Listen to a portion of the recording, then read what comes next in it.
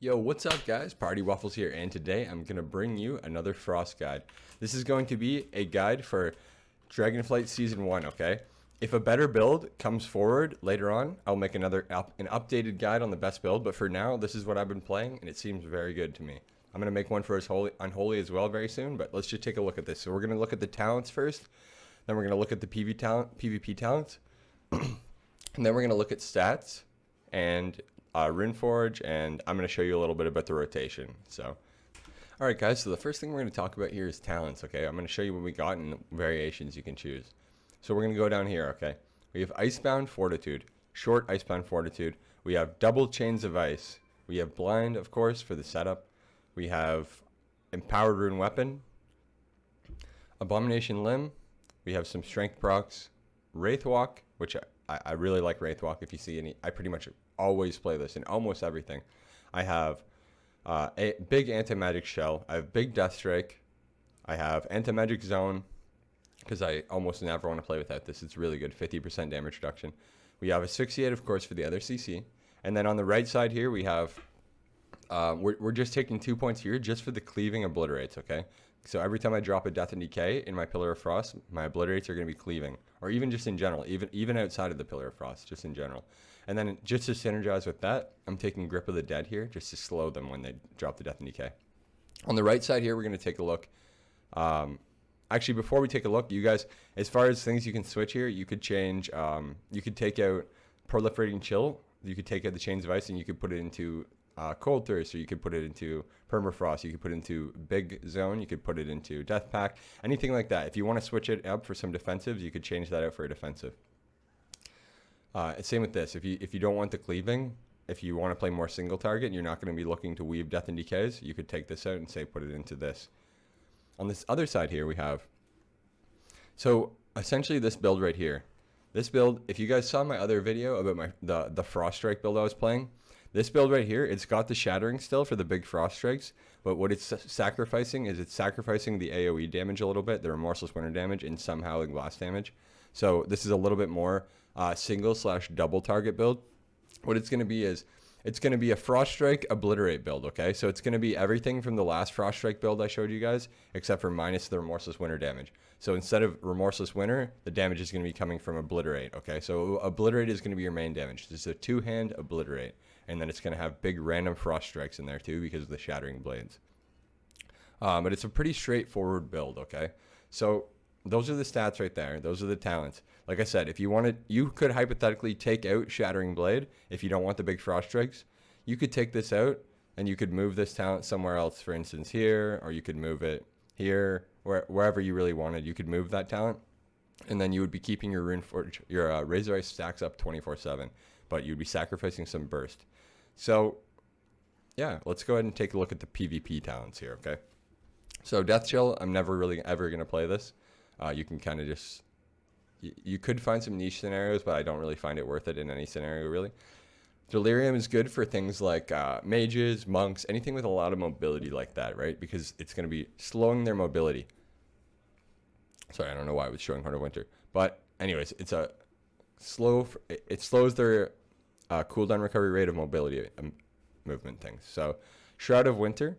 Enemies within 8 yards of you become shrouded in winter, reducing the range of their spells and abilities. This is pretty niche.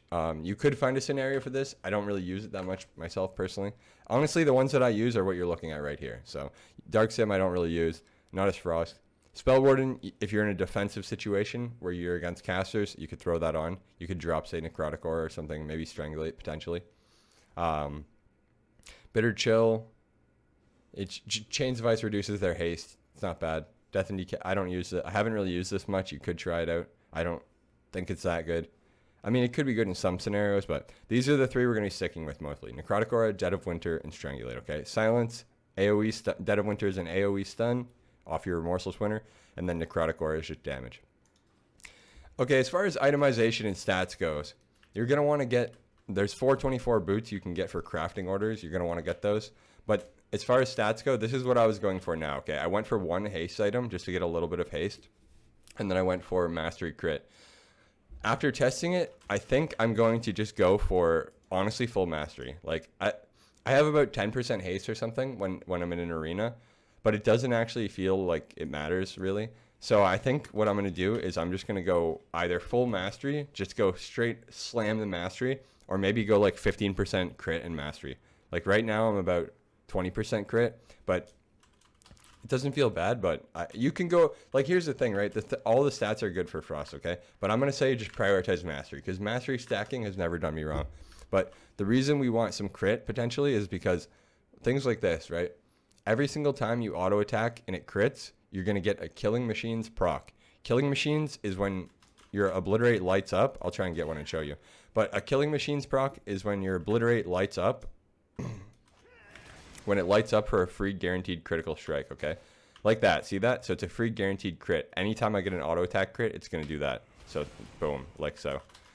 And anyways, the tier set as well has a 15% chance. The 4-piece tier set later on has a 15% chance to not consume the Killing Machines proc when you use it. So having a little bit of crit just to get some Killing Machines on random Killing Machines is not bad, because of some talents, like say this one, you say this one right here, Unleash Frenzy, and this one, just by passively playing, you have strength percentage stacks and a lot of other lingering talents like Enduring Strength.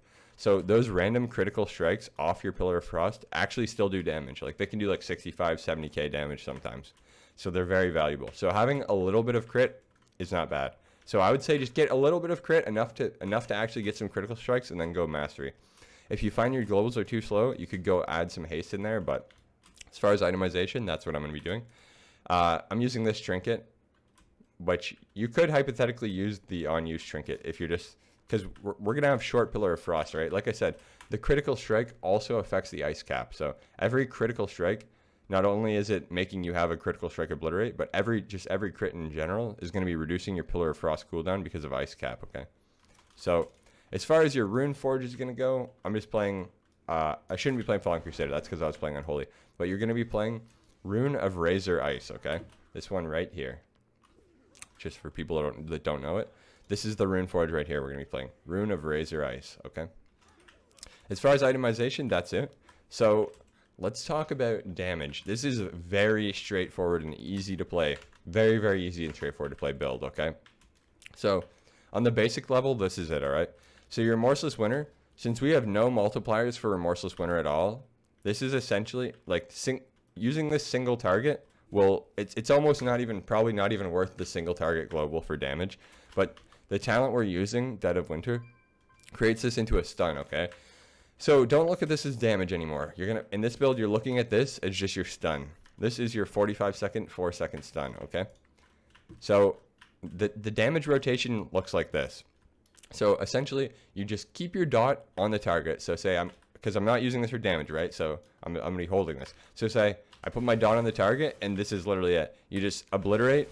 A button lights up, press the light up button. Press the next light up button, obliterate. If there's no light up button, you obliterate. If you can't obliterate, you Frost Strike, okay? Frost Strike, obliterate. Frost Strike, obliterate. And you're basically just weaving Frost Strikes and obliterates. If you see one button light up, you're going to press the button that lights up. But that's pretty much it. Use your runes on obliterate. Use your runic power on Frost Strike. And then press Howling Blast if it lights up.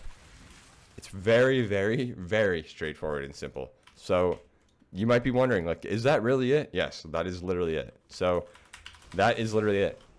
But you might have noticed a couple things here to try and keep up, okay?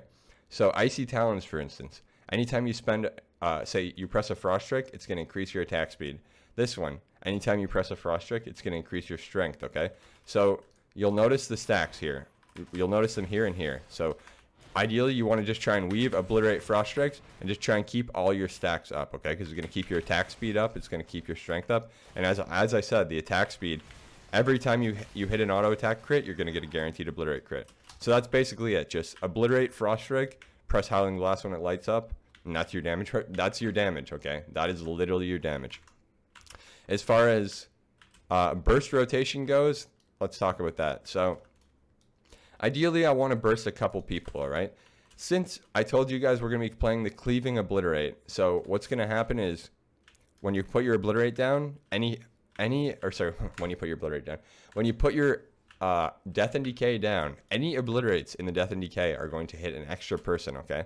So I'm going to show you what it's going to look like, but this is your burst, okay? So remember, this is your stun, all right? So you got two people together, for instance. I'm just going to give you an example first. So Pillar of Frost, this is your cooldown, okay? Pillar of Frost empowered wound weapon right here. You have A-Bomb Limb as well, but this is the big damage. So what's going to happen when you press Pillar of Frost is anytime you press a Howling Blast or a Frost Strike, it's going to make your next Obliterate be a guaranteed critical, okay? So you're going to rotate between Frost Strike, Obliterate, Frost Strike, Obliterate, Frost Strike, Obliterate during your Pillar of Frost. And that's going to that's it. It's going to keep all your buffs up. It's going to keep you going from Frost Strike, guaranteed crit, Frost Strike, guaranteed crit, Frost Strike, guaranteed crit, okay? Like I said, the only time you're going to press Howling Blast is if it lights up or if they don't have Frost Fever on them already. And then, so yeah, essentially like that. You're going to have them stacked up. You're going to pop your Remorseless Winter Stun. I'm going to drop the Death and Decay. I'm going to drop the A-Bomb Limb. And then boom, I'm just going to start hitting the Obliterate, right? So the Obliterate's hitting multiple targets right now. Every Obliterate is hitting 2 targets during that. I'll show you it again completely now with the CDs since they're back. So minus the stun, but yeah, so you're using this as a stun and you're just going to do the exact same rotation as the one I taught you before in the burst. It's very straightforward. Just literally Frost Strike, Obliterate, Frost Strike, Obliterate. You're going to press Howling Blast if it lights up. But I'm going to teach you a little trick right now, okay? So this is my rotation. So this stun right here, ideally, this is what a perfect go is going to look like for me, okay? Minus the A-Bomb Limb, I don't have it to show you, but this is what it's going to look like. So it's going to be me blind. The Remorseless Winter Stun, it doesn't immediately stun them, okay? It stuns them after five ticks, all right? So the blind breaks on damage, though. So the blind is going to break at about the 4th tick, and the person is going to have an opportunity to move slightly. So the perfect way that I set that up is because they're going to know that what you're really going for is you're going for a Chill Streak Pillar of Frost combo. And what they're going to know is they need to be really close together for the Chill Streak to bounce between them, okay? So they're going to know that, and they're going to see that when the blind breaks, they're going to sidestep a little bit, so they're going to be far away from the Chill Streak. So the perfect way to do it is you pop a Remorseless Winter, you pop your Death and Decay while the Remorseless Winter is ramping up. Pop Remorseless, pop Death and Decay, and then I pop the A-Bomb Limb. Right as they're about to get stunned, I pop the A-Bomb Limb, and then I'm going to go position myself, right? Because if the blind breaks and they move away, I'm going to see that. So then I'm going to be stacked on the next guy. So as soon as the blind breaks, it's going to grip the guy on top and stun them perfectly. But anyways, I'll show you the go. You're going to have to practice it yourself. But yeah, your A-Bomb Limb is only going to be 1 pull. So you're going to use that first pull to get the Chill Streak. But I'm going to show you it right now in 5 seconds. So it's going to look a little something like this, okay? So we're going to go Remorseless Winter. We're going to save our Howling Blast for in the go to proc the Obliterate crit because you need the guaranteed Obliterate crit. So it's going to look like this. Notice the stacks too, okay? Notice the stacks. We can pull the pet out and everything, but watch the stacks and watch my rotation. So I pull out the pet. I pop Remorseless Winter. They got the stacks. At about 3 stacks, I drop a Death and Decay. I drop an A-Bomb Limb. They're going to get stunned. The A-Bomb Limb is going to grip them together. Pop everything. Chill Streak. Cleaving Obliterates. Press the light up button. Frost Strike if there's no light up button. Obliterate. Frost Strike. Obliterate. Okay? So what was happening there was they were all stunned. They're all stunned together. They're in my A-Bomb Limb. They're in my Death and Decay. They're getting Chill Streak bouncing. While the Chill Streak's bouncing, I'm hitting 100k guaranteed Obliterate crits on 2 people because of the Death and Decay. So that's basically it. But yeah, we'll do a little damage. This is a little recap, okay? So this is your damage. This, you don't press for damage. This is simply just a stun. This, you want to bounce on 2 people in a go. This, you're only pressing if they don't have a Frost Fever on them or if it lights up. Those are the only times you're pressing that. And then literally these are your 2 buttons. So you're almost just a 2-button class. So it's literally just Obliterate. If you have a lot of runic power, dump it on Frost Strikes. Obliterate, dump it on Frost Strikes. And just try and keep those stacks up from the Frost Strikes the best you can. But yeah, that's literally it. You might be thinking to yourself, wow, this is very straightforward and simple. And you are correct. So I want you guys to go take this and succeed in the arena.